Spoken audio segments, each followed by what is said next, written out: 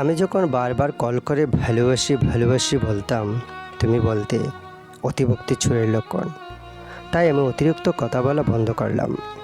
আমি যখন কথা বলতে চাইতাম, সময় দিতে বলতাম, তুমি বলতে সময়ের দাম দিতে শেখো। তাই আমি আবেগ কন্ট্রোল করে সময়ের দাম দিতে শিখে গেলাম। আমি যখন তোমার একটা কল বা মেসেজের জন্য দীর্ঘ সময় অপেক্ষা করতাম, তুমি বলতে বেশি আশা ভালো না। তাই আমি আশা ছেড়ে দিয়েই অপেক্ষা করতে ভুলে গেলাম। আমি যখন তোমাকে নিয়ে খারাপ স্বপ্ন দেখে সবার আগে ফোন করে তোমার খোঁজ নিতাম, তুমি ঠিক আছো কি না। তুমি বলতে পাগলামিটা একটু কমাও। নিজেকে তাই সুস্থ মস্তিষ্কের মানুষ হিসেবে গড়ে তুললাম। আমি যখন না খেয়ে অপেক্ষা করতাম এটা জানার জন্য তুমি খেয়েছো কি না। তুমি বলতে এত ন্যাকামি ভালো লাগে না। তাই আমি ন্যাকামি ছেড়ে নিজের মতামতকে গুরুত্ব দিতে শিখেলাম। আমি যখন মন খারাপ করতাম তোমার অবহেলায়, তুমি বলতে এত দুর্বল কেন।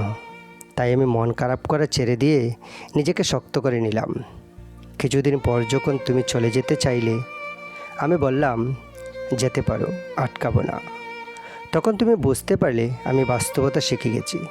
হ্যাঁ, তুমি আমায় অনেক কিছু শিখিয়েছো, এজন্য ধন্যবাদ। তবে তুমি হয়তো জানতে না, এই ন্যাকামিগুলোই একটা সুন্দর ভালোবাসার ইতিহাস গড়ে তোলে। তুমি জানতে না, পাগল মানুষগুলো মন থেকে ভালোবাসতে জানে।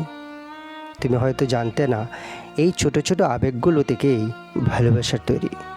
তুমি হয়তো জানতে না, আমি তোমাকে ভালোবাসি বলেই আমার অতি গুরুত্বপূর্ণ সময়টুকু তোমায় দিতাম। আজ আমিও একটা জিনিস তোমায় শেখালাম, অতিরিক্ত অভিমান নিয়ে যারা হারিয়ে যায় তারা কখনো ফিরে আসে না।